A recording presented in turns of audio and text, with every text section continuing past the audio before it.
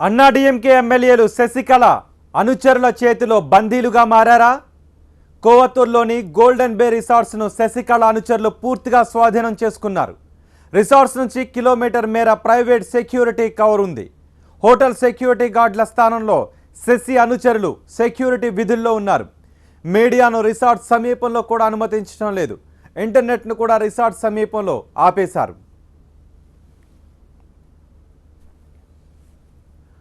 హోటల్లో మొబైల్ జామర్లను ఏర్పాటు చేశారు. ఎమ్మెల్యేలకు కనీసం చదవడానికి పేపర్లు కూడా ఇవ్వడం లేదు. గోల్డెన్ బే రిసార్ట్స్ ఇప్పుడు జైలును తలపిస్తోంది. ఎమ్మెల్యేల కదలికలపై శశి అనుచరులు గట్టి నిఘా పెట్టారు. వరుసగా రెండవ రోజు కూడా ఇదే పరిస్థితి కనిపిస్తోంది.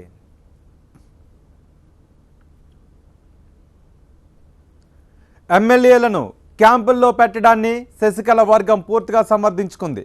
తమ ఎమ్మెల్యేలను కొనేందుకు పన్నీర్ సెల్వం ప్రయత్నిస్తున్నారని, అందుకే ఇలా క్యాంపుకు తరలించినట్టుగా చెబుతోంది.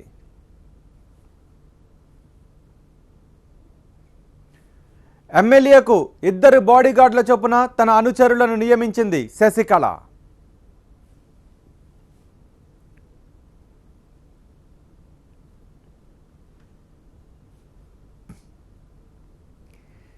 తమిళనాడులో రాజకీయం క్షణక్షణం రసకందాయంగా మారుతోంది. ఉత్కంఠను ఆసక్తిని కలిగిస్తోంది.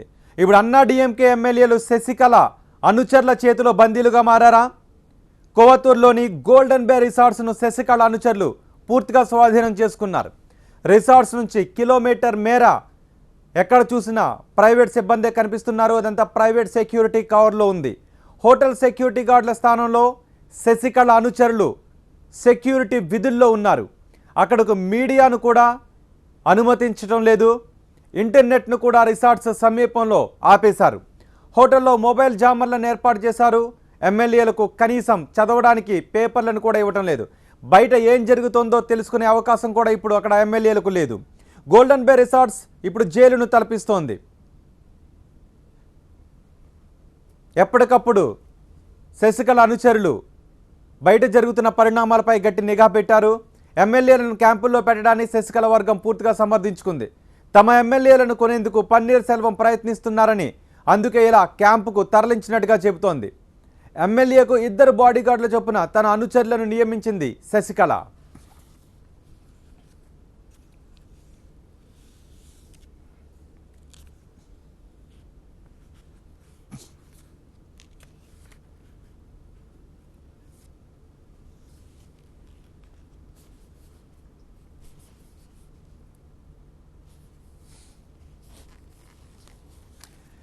తమిళనాడులో ప్రస్తుతం నెలకొన్న క్యాంప్ రాజకీయాలపై మరింత సమాచారం మా ప్రతినిధి మురళి అందిస్తారు. మురళి, నిన్న పన్నీర్ సెల్వం డీజీపీని ఆదేశించారు.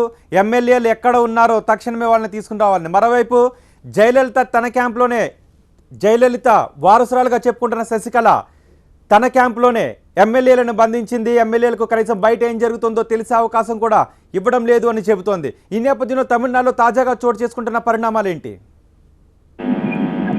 ఖచ్చితంగా మొదటి నుంచి కూడా శశికళ పూర్తి మెజారిటీ తనకే ఉంది. ఎమ్మెల్యేలు పూర్తిగా కూడా తననే శాసనసభ పక్ష నేతగా ఎన్నుకుని సంతకాలు కూడా చేశారు. ఆ లేఖను కూడా గవర్నర్కి ఇప్పటికే సమర్పించింది. అయితే అత్యవసర సమావేశం ఏర్పాటు చేసిన తర్వాత ఎమ్మెల్యేలందరినీ కూడా శిబిరానికి తరలిస్తే అందులో చాలా వరకు ఎమ్మెల్యేలు కూడా అందుబాటులో లేకుండా పోయారు. సమావేశానికి వచ్చింది కూడా వారు చెప్పిన విధంగా 131 మంది ఎమ్మెల్యేలు లేరు అనేది మొదటి నుంచి కూడా పన్నీర్ సెల్వం చెప్తున్నటువంటి వాదన. ఎవరైతే అందుబాటులో లేని 40 మంది ఎమ్మెల్యేలు ఉన్నారో వారంతా కూడా తమ వైపే ఉన్నారని ఇప్పటికీ కూడా చెప్తోంది. అయితే శాసనసభలో బల నిరూపణకు అవకాశం ఇస్తే తాను పూర్తి మద్దతును నిలబెట్టుకుంటానని, తనకున్నటువంటి బలాన్ని చూపిస్తానని ఇప్పటికీ కూడా పన్నీర్ సెల్వం చెప్తున్నటువంటి పరిస్థితి ఉంది. ఇక ఇప్పటికే ఆ క్యాంపులో ఉన్న ఎమ్మెల్యేలందరూ కూడా బయటకు వచ్చేందుకు ప్రయత్నాలు జరుగుతున్నాయి. బయటకు వచ్చి నా సందర్భంలో మీడియాతో కూడా కొంతమంది ఎమ్మెల్యేలు మాట్లాడుతూ ఉన్నారు. వారందరి ఫోన్లు కూడా స్విచ్ ఆఫ్ చేసినటువంటి పరిస్థితి. రాష్ట్రంలో ఏం జరుగుతున్నటువంటి ఆందోళన కాబట్టి ఈ నిరసనలన్నీ కూడా వాళ్ళు చూసే అవకాశం లేకుండా టీవీలు కూడా చూసేటువంటి అవకాశం లేకుండా చేశారు. సో ఇటువైపు ఒక ఫోన్ అనేది మాట్లాడేటువంటి పరిస్థితి లేదు.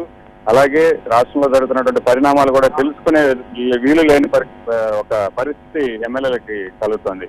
కుటుంబ సభ్యుల నుంచి కూడా ఒత్తిడి పెరుగుతోంది. కొంతమంది పోలీసులకు కూడా ఫిర్యాదు చేస్తున్నారు. ఎమ్మెల్యేలు ఎవరైతే ఉన్నారో వారి కుటుంబ సభ్యులందరూ కూడా ఎమ్మెల్యేలను బయటకు రప్పించాలనే ఒత్తిళ్లు పెరుగుతుంటే నిన్న పన్నీర్ సెల్వం ఆపద్ధర్మ సీఎం హోదాలో డీజీపీని కూడా ఆదేశించారు. ఈ శిబిరం ఎక్కడ ఏర్పాటు చేశారు ఆ విషయాలన్నీ కూడా గుర్తించి ఎమ్మెల్యేలు అక్కడి నుంచి బయటకు రప్పించాలని కూడా ఆదేశాలు జారీ చేశారు. అయితే దానికి సంబంధించి ఏం జరుగుతుందనేది ఒక అధికారికమైనటువంటి సమాచారం ఇంతవరకు రాలేదు. ఇవాళ కొంత క్లారిటీ వచ్చేటువంటి అవకాశం ఉంది. గవర్నర్ ని కలిసిన తర్వాత ఎమ్మెల్యేల శిబిరానికి సంబంధించి కూడా ఆపద్ధర్మ సీఎం పన్నీర్సెల్వం గవర్నర్ కి నివేదించినట్టుగా తెలుస్తోంది. ఒకవేళ ఆదేశాలు అందుకున్నటువంటి పోలీసులు కనుక ఇవాళ శిబిరం నుంచి బయటకు రప్పిస్తే బయటకు వచ్చినటువంటి ఎమ్మెల్యేలు ఎటువైపు వెళ్ళబోతున్నారు, స్వచ్ఛందంగా వాళ్ళంతా బయటకు వచ్చి స్వేచ్ఛగా తాము తీసుకున్నటువంటి నిర్ణయం ఏముంటుంది అనేది కూడా అందరూ చూస్తున్నటువంటి పరిస్థితి ఉంది. Right, thank you Murali.